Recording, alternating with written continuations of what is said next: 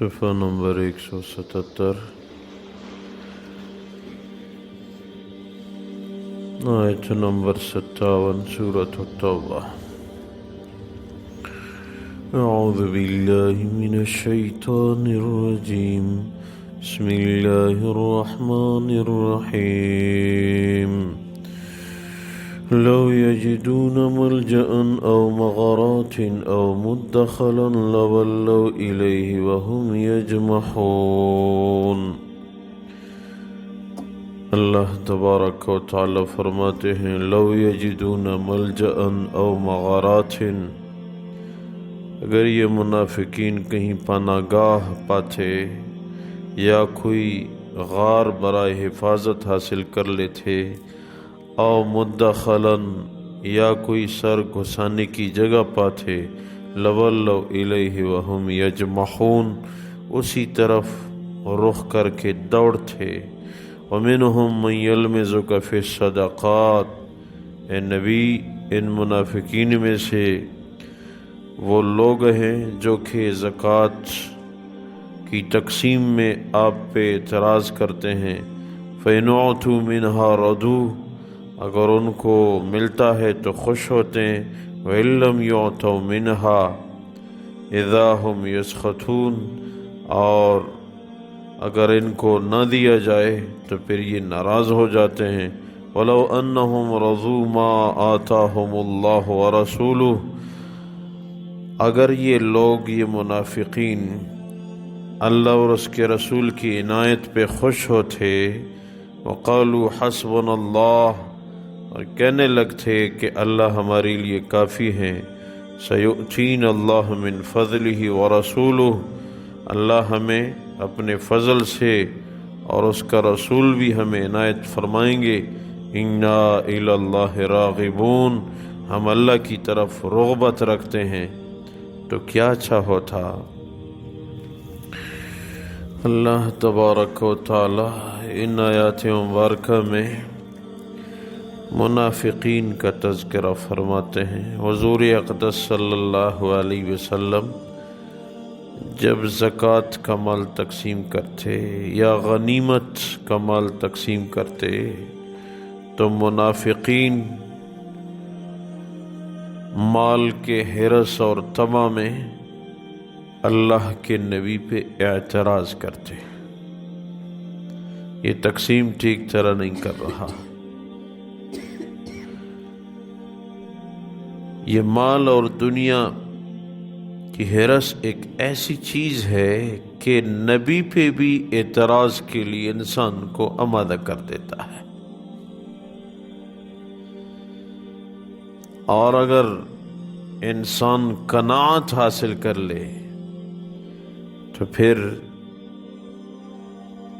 انسان کم حصے پہ بھی راضی ہو جاتا ہے۔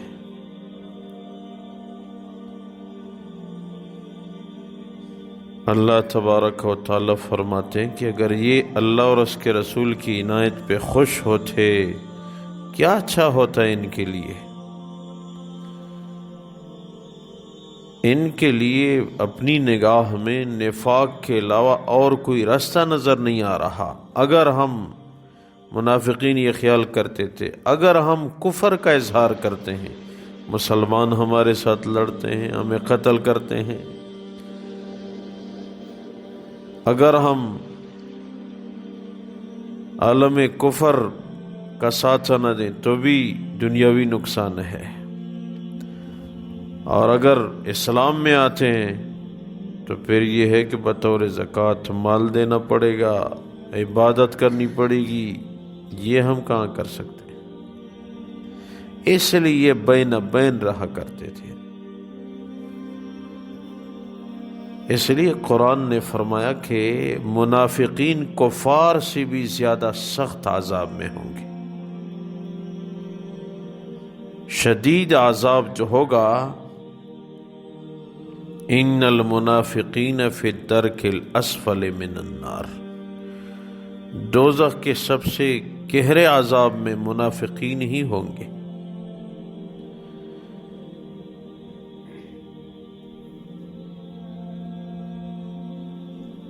تو یہ اس وجہ سے ان کی نگاہ دنیا پہ ہوتی تھی، مال پہ،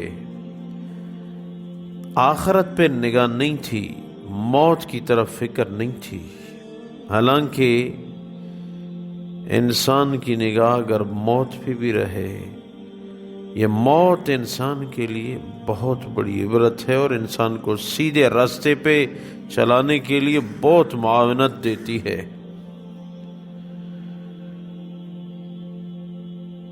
اور یہ بھی نگاہ کہ ہم دیکھتے ہیں کہ جو ایک دفعہ گیا اس کو پھر دنیا میں اعمال کا موقع نہیں ملتا، یہ موقع ایک دفعہ ہے۔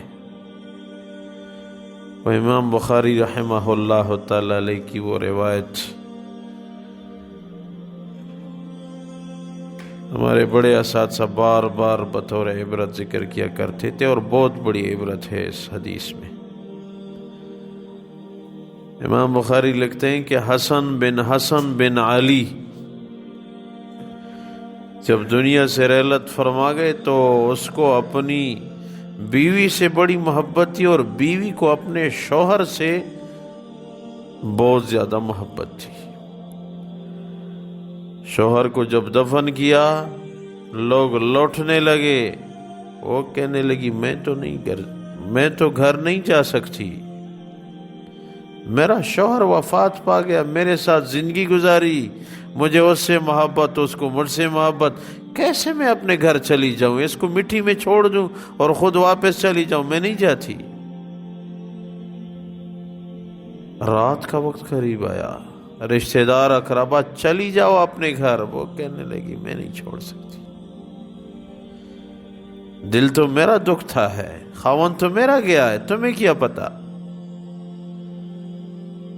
3 دن گزر گئے، 3 دن شران سو گئے عام رشتہ داروں کے لیے۔ رشتہ داروں نے کہا اب تو لوٹ جا اپنے گھر، وہ کہنے لگی میں نہیں چاہتی، میرا دل دکھتا ہے، میں خاوند کو علیحدہ کیسے چھوڑ دوں۔ اب جب نہیں جا رہی تھی تو کوئی رشتہ دار ضرور قریب رہتا کہ اب یہ عورت ذات ہے اور یہاں ہی رہتی ہے، رات ہو گئی، مہینہ گزر گیا، 2 مہینے، واپس چلی جا، میں نہیں جا سکتی۔ حدیث پاک میں آتا ہے، امام بخاری نقل کرتے ہیں، 1 سال جب پورا ہو گیا، 1 سال پورا ہونے کے بعد وہ اپنے گھر لوٹنے کے لیے تیار ہو گئی۔ کہنے لگی بس میں تو بہت روئی، بہت ذکر و اذکار وظائف کیا، خاوند نہیں مل رہا، گیا تو گیا، اگر اعمال سے خاوند دوبارہ مل جاتا تو میں نے تو 1 سال اس کی قبر پہ رویا، دن رات میں یہاں رہتی ہوں، میں کہیں جاتی نہیں ہوں، اس کی قبر پہ سر رکھ چکی ہے، نہیں مل رہا، اب میں جانے کے لیے تیار ہو چکی ہوں۔ امام بخاری لکھتے ہیں جب واپس لوٹنے لگی، یہ بھی حدیث میں آتا ہے کہ فَضَرَبَتْ إِمْرَأَتُهُ الْقُبَّةَ عَلَى قَبْرِهِ، عورت نے کہا میں نہیں جاتی، ادھر میرے لیے خیمہ گاڑ دو، قبر پہ خیمہ ادھر ہی رہتی تھی، کیونکہ گرمی سردی سال میں، بارش دھوپ طوفانی ہوائیں، سال میں کیا کیا مناظر آتے رہتے ہیں، بدستور وہ وہیں پڑی رہی۔ امام بخاری لکھتے ہیں جب 1 سال پورا ہو گیا وہ سمجھ گئی کہ خاوند نہیں مل رہا، بس اب میں واپس جا رہی ہوں۔ رشتہ دار بڑے خوش ہو گئے، چلو یہ لوٹنے لگی، خیمے کو کاڑا، واپس لوٹنے لگی، آسمان کے کونے سے غیبی آواز آئی، الا هل وجدوا ما فقدوا، کیا یہ لوگ جو واپس لوٹنے لگے اپنے مقصد میں کامیاب ہو کے یہ عورت لوٹ رہی ہے؟ یہ تو کہہ رہی تھی کہ میرا خاوند گیا، میں تو نہیں جا سکتی اس کے بغیر۔ آسمان کے دوسرے کونے سے آواز آئی، لا بل یئسوا فانقلبوا، نہیں کہاں مقصد میں کامیاب ہو گئے یہ لوگ، واپس پریشان ہو کے لوٹ رہی ہے۔ خاوند کہاں، جو گیا ایک دفعہ وہ گیا، اور آج کل وہ بیویاں کدھر ہیں کہ خاوند کی قبر پہ جا کے کوئی ایک رات کوئی گزارتی ہے؟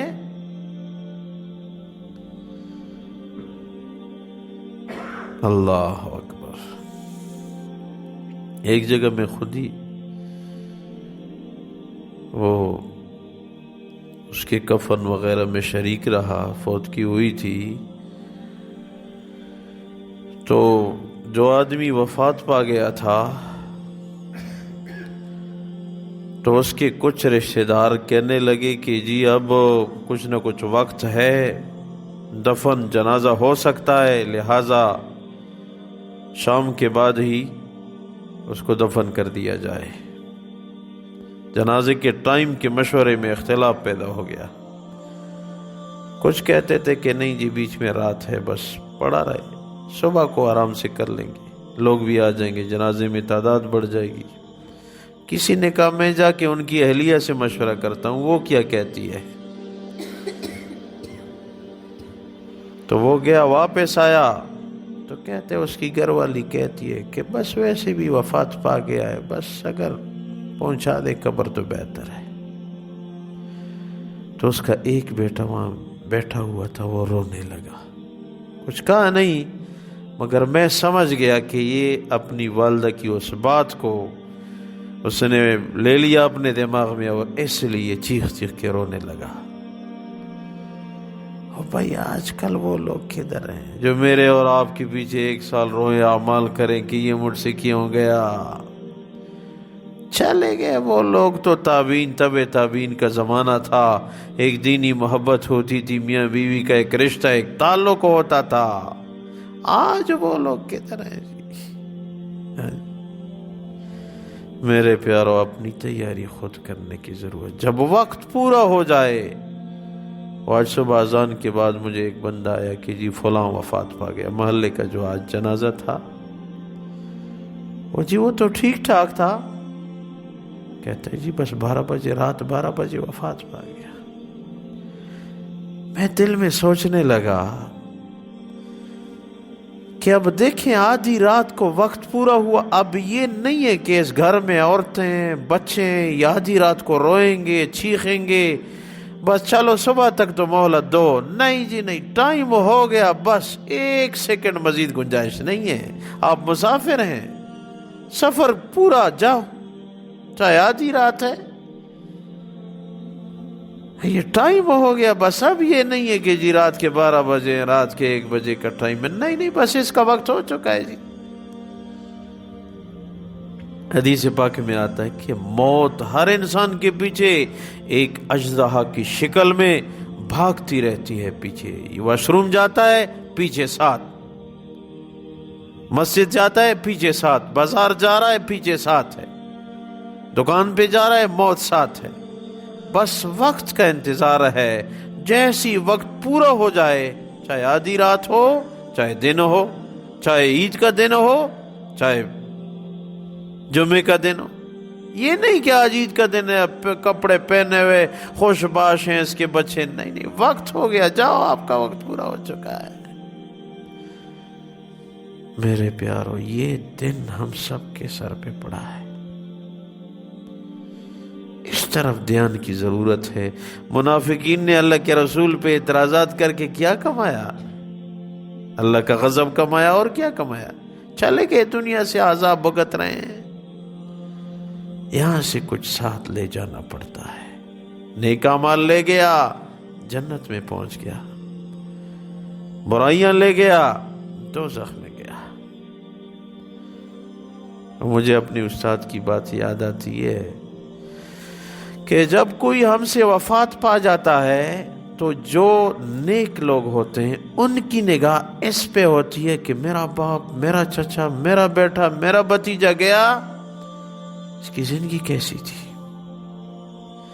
نیک ہو کے گیا، بس ایک غم ہے، جدا ہونا ویسے بھی تو ہے، چلو جنت کی خوشیوں میں پہنچ گیا، امید ہے نیک تھا۔ اور اگر تھا بھی بدکار تو پھر 2 غم ہے. یا اللہ گیا تو گیا ہم سے جدائی، ایک غم ہے، آگے یہ بیچارہ تو جون جولائی کی گرمی برداشت نہیں کر سکتا تھا، یہ قبر میں کیا کرے گا، یہ دوسرا غم. نیک لوگوں کو فراق پہ 2 طرح کے غم لاحق ہو جاتے ہیں کہ ایک تو ہم سے چلا گیا، دوسرا معاملہ وہاں کیا ہوگا. اب اس لیے میرے پیارو، جو آیا ہے وہ جائے گا ضرور. وہ سال، وہ لمحہ، وہ مہینہ، وہ دن مقرر ہے ہم سب کے لیے. جو بھی جی رہا ہے اس طرف دھیان کی بڑی ضرورت ہے. ہم اپنے ہاتھوں سے دفن کرتے ہیں مگر اپنے لیے تیاری کی فکر ہی نہیں. اللہ تبارک و تعالیٰ میں تیاری کی توفیق دے. اللہ تبارک و تعالیٰ فرماتے ہیں منافقین کے متعلق: لو یجدون ملجأ او مغارات او مدخلا لولوا الیہ وہم یجمحون. اگر یہ منافقین پناہ گاہ پاتے ہیں یا کوئی غار برائے پناہ پاتے ہیں یا کوئی سر گھسانے کی جگہ، اسی طرف منہ موڑتے ہیں اور دوڑ کے پہنچ جاتے ہیں. وَمِنْهُمْ مَنْ يَلْمِزُكَ فِي الصَّدَقَاتِ. منافقین میں ایک جماعت ایسی ہے جو کہ اللہ کے نبی کی تقسیم غنیمت اور تقسیم زکوٰۃ پہ الزام لگاتے ہیں اللہ کے نبی پہ. فَإِنْ أُوتُوا مِنْهَا رَضُوا. اگر ان کو دیا جائے خوش ہو جاتے ہیں. وَإِنْ لَمْ يُعْطَوْا مِنْهَا إِذَا هُمْ يَسْخَطُونَ. اگر ان کو نہ دیا جائے تو وہ ناراض ہو جاتے ہیں. وَلَوْ أَنَّهُمْ رَضُوا مَا آتَاهُمُ اللَّهُ وَرَسُولُهُ. اگر یہ لوگ اللہ اور اس کے رسول کی عنایت پہ خوش ہوتے کیا اچھا ہوتا. وَقَالُوا حَسْبُنَا اللَّهُ سَيُؤْتِينَا اللَّهُ مِنْ فَضْلِهِ وَرَسُولُهُ. اور کہنے لگ جاتے کہ اللہ ہمارے لیے کافی ہیں وہ اپنے فضل سے اور اس کا رسول ہمیں عنایت فرمائیں گے. اِنَّا إِلَى اللَّهِ رَاغِبُونَ. تو کیا اچھا ہوتا کہنے لگتے کہ ہم اپنے رب کی طرف رغبت کرتے ہیں. یا اللہ موت کی تیاری کی توفیق ہم سب کو نصیب فرما. خدایا زندگی دین کے مطابق بسر کرنے کی توفیق عنایت فرما. روز ہم سے کوئی نہ کوئی جا رہا ہے. اے اللہ ہماری باری کب ہے یہ آپ کو علم ہے، ہمیں علم نہیں. اے اللہ باقی زندگی قرآن حدیث کے مطابق آپ کی رضا میں اے اللہ اعمال والی زندگی عنایت فرما. اے اللہ برکتوں کا نزول فرما. اے اللہ ہمیں تیاری کی توفیق عنایت فرما. اے اللہ اہل اسلام میں سے جو بھی گئے ہیں اے اللہ ہم سب کے رشتہ دار اقربا میرے والدین سمیت یا اللہ سب کی مغفرت فرما. اے اللہ جو زندہ ہیں ان ہر مسلمان کو نیک اعمال کی توفیق عنایت فرما. اے اللہ بیماروں کو شفا یاب فرما. آخری خاتمہ بالخیر ہم سب کو نصیب فرما. ربنا اغفر لی ولوالدی وللمؤمنین یوم یقوم الحساب برحمتک و کرمک.